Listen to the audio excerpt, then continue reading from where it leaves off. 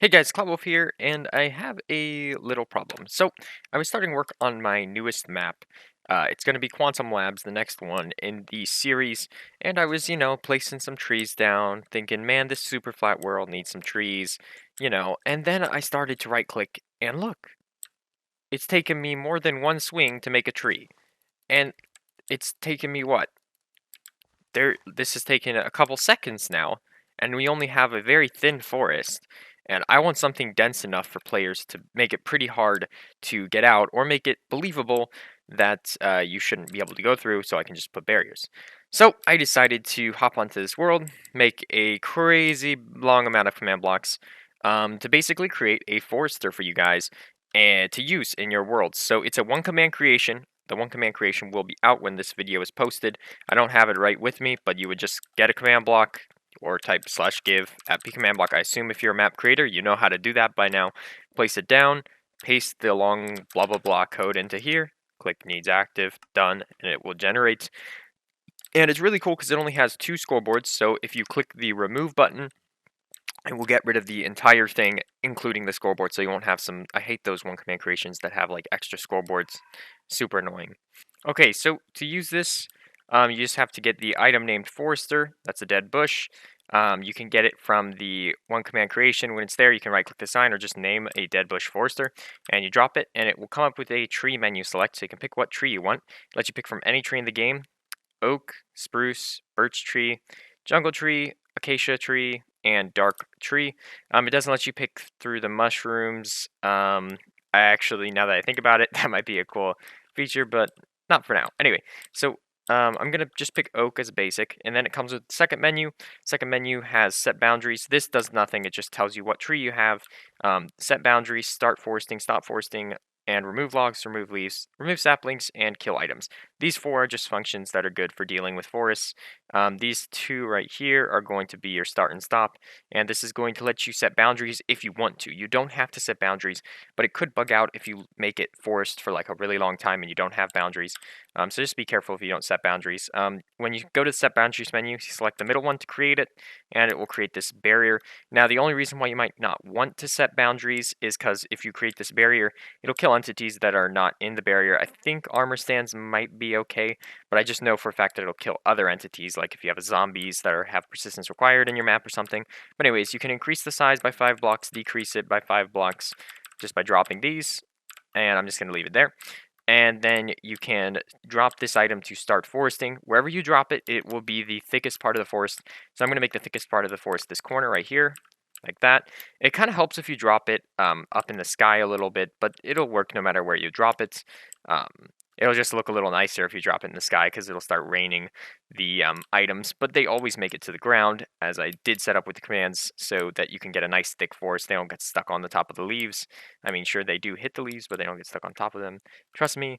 Anyways, so you can see that they're all getting filled in, and if I fly up, you can see the thick part is over there with the big trees, and it's starting to thin out a little bit at the back. So if you want to stop foresting at any time, you can just drop this stop foresting, and it will kill most of the saplings will disappear.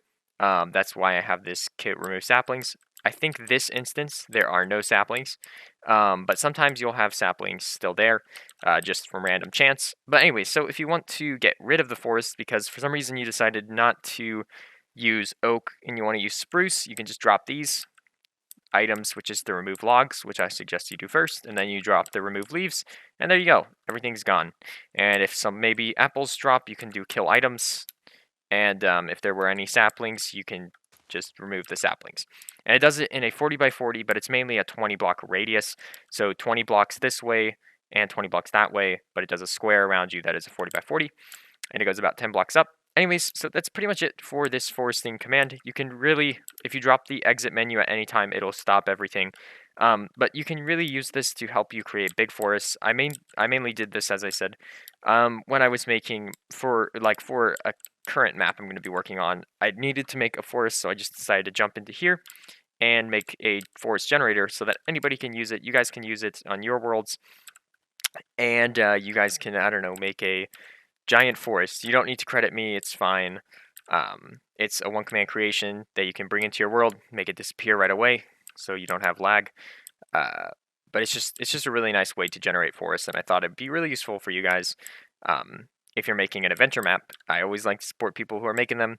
But anyways, so that's pretty much all there is to the command. If you think that this is useful, and if you use it, you don't need to give me credit, but I would like if you liked the video, if you thought it was useful, and maybe consider subscribing for more kind of content like this and other things for map making, which is mainly what I do. If you want to see a kind of like a generator for hills and stuff, I could try to make a hill generator. I'll try to make one if this video gets about 30 likes. Or if you guys, a couple people comment that they want a hill slash like environment generator other than just trees, because trees took up that many commands. Hills will probably take up that many commands, and I don't know if that would all fit into a one command block. But maybe I'll combine them if they all fit. But anyways, guys, that's pretty much all there is for the command show off of what it does. I'm going to explain how it works really quickly because I have all that organized stuff. But as you can see, it's pretty efficient at making randomized trees that are really close together. And there was a bunch of commands I had to do for it, but we'll talk about those in the next part. If not, thanks for watching, and I'll see you later. But I'm going to go into the quick explanation, which I know not everybody wants to see. Anyways, so it's pretty simple how it works. It runs off of a bunch of the same kind of system when it comes to the menu. If you want, I can do a custom tutorial of how to make drop item menus, but I don't suggest them unless it's for a creative kind of set base. If I'm standing next to you, like if a player's here and another player's here, and I use the drop item menu, it can glitch out and give him the items and the tags. So I really don't suggest it if you're near each other. I tried that with a previous minigame. But anyways, let's get right into how the commands work. So there's a lot of these commands. It's just detecting the item and giving the item a tag. So I drop the forester and it tags it. Then it executes at the forester, the item that I drop, and it gives me a tag. So that's basically just how it works. You drop an item, it gets tagged, then it gives me a tag, or does some other stuff, and then it gets killed.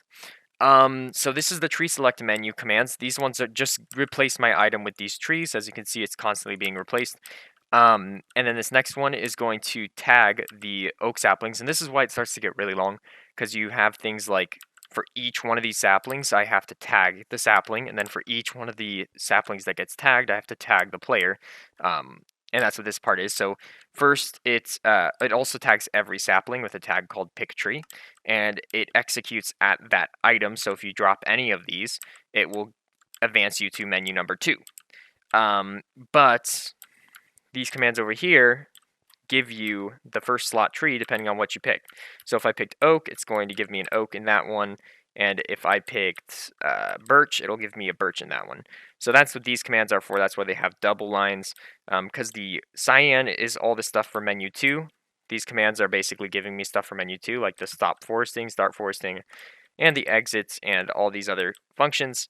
And the dark blue is the tagging of the items before they get to it. So that's what the cyan area is. Cyan is menu 2, dark green is menu 1.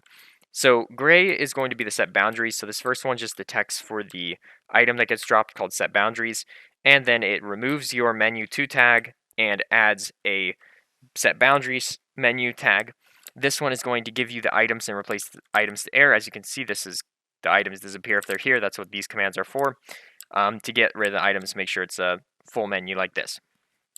So then these next colors, the gray, green, red, and white, are for these 4 functions. So the gray would be create boundary, and the create boundary, it just tags the item that gets dropped. It executes at the player and makes the world border the center where the player is, so that it centers the world border there, and then it sets it to a low number of 20, so you can see the world border, and then it kills the item. And then the green one just tags the item, adds 5 to the world border, and kills it. And the red one tags the item, removes 5 from the world border, and kills it. So very simple stuff here. Just like that, and just like that. Really easy. I've done this before in a previous command. Anyways, so the exit bound menu, it only has one more command block because it adds the menu 2 tag, and it removes the bound menu tag. That's why there's 2. Now let me exit this just so that I can show you guys. Actually, let me fly back and get this item. It won't actually work when I start foresting, but you can at least see what's going on. Anyways, So this next set that's green is all the commands that have to do with making the trees. So let me pick birch. I like birch. Okay. So the dark green is going to test for. It's going to test for the tag. That's the this for the. It's going to test for the item that gets dropped, and it's basically what this one is instead though. Instead of tagging like just tagging it and killing it, it's actually adding it to a scoreboard.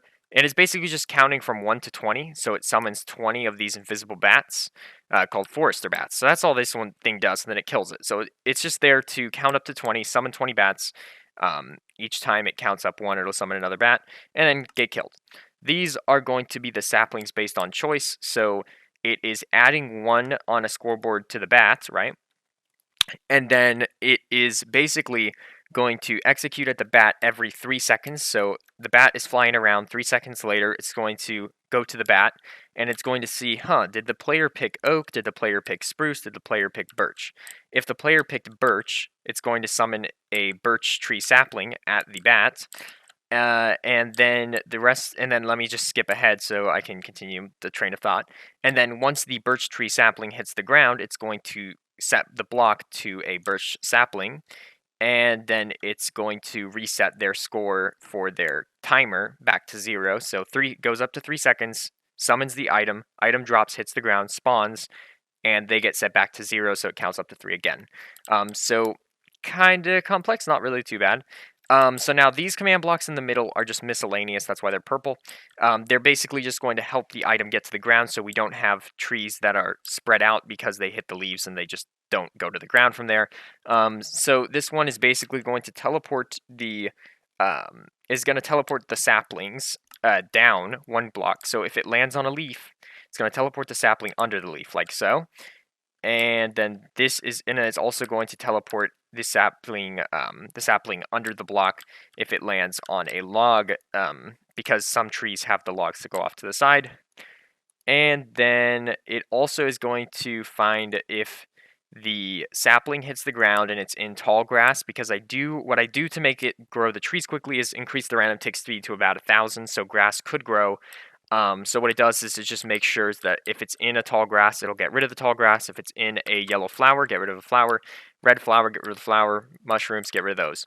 The next one is going to detect if it's not in air. So if somehow it ended up under the ground or something weird, it's going to just it's going to basically set a scoreboard for the item to 5. And this is also going to help ensure that it doesn't stay in your world. So if it lands inside of a block that's not a full block, this scoreboard won't be 5. It'll count down from 5 to 0 really fast, and then we'll kill it as soon as it hits 0. We already went over those. This is going to increase the random tick speed to 1,000, and then this is going to kill. Well, this is a part of the next part that says stop foresting. So the stop foresting commands are pretty much the same. Just do the opposite. So this one is going to tag the saplings that fall on the ground, right? All the saplings that hit the ground, and when they hit the ground, it'll kill the sapling.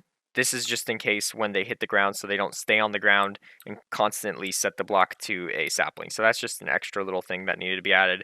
All the orange ones are mainly the stop foresting. So this is going to find the stop foresting. This is going to set the bats so that their timer is at right before it summons all the items, so it drops a pair of saplings to the ground. So a bunch of saplings fall from the ground all at the same time, and it's going to set the random tick speed to 3, and it's going to execute at those saplings. So now all the saplings that hit the ground after the stop has landed are going to clear saplings on the ground in a radius. So the item is going to get rid of the spare saplings that are there since they didn't grow because they didn't have a space or anything. So that's how they get rid of. But there's a chance that the bats won't be close enough to drop the items that clear the saplings, so the saplings are out of range. So there's a chance that happens. Then it also tags the bats and kills the bats with the tag once they've summoned their last sapling, and then kills the item that you drop the spawn egg. The next ones are really simple, and then we'll be done. These are the 4 sets of commands. They just have 4 command blocks each and 3 command blocks each. So this is just testing for the axe. This is going to clear air of any, replace logs with air that are in a 40 by 40 area. This is also going to replace log 2 in a 40 by 40 area, and then it's just going to kill the item because log 2 is for like acacia or dark oak. This one does the same but with leaves. This one does the same but with saplings, and this one kills items in a radius instead of filling. And that's it. That's all the commands. So we went through everything. Kind of a longish explanation. Um, this next one is just the last part. This is how you exit the menu. So it detects for the item, and then this one thing is a little contingency that I added in. It basically tests if there are any bats in the world. So if, well, not bats, if there's any of the forest bats, and it basically just tells the player you can't exit unless you unless you stop the function. That way you don't have a thing where there's bats flying around, spawning trees, and you don't have the items to stop them. Anyways, so then the next one, then all these commands are just going to remove the tags that you could potentially have. So you could have pick spruce, which would spawn spruce trees, or pick oak and whatnot. You could have the world border set, so it sets the it adds to the world border, so it's the max. That's what 30,000, 300,000 or whatever that is. And then it also removes your menu, because you could have the first menu. That's what this first menu is, so it removes it anyway. You could have the second menu, so it removes it. And then the rest of these commands are just once really quickly, fill your slot bar to air, so it gets rid of any items that are in there. And then this just removes the tag for that it tags the player with when you try to exit. So that is everything. That is how this thing works. Not really complex when you think about it, conceptual wise, but it was very complex when you think about it. I don't know, like it was in my opinion, it was a really easy thing for me to make, but it just took forever and was tedious. I thought it was kind of fun though. I like making these little drop menus. They look really nice, better than like a book. But if you guys think there should be a different way, or if you want me to show you, just leave something in the comments. But other than that, guys, that is my one command creation for the Forest Essentials, and I hope you guys enjoy. But anyways, so thanks for watching, and I'll catch you all later.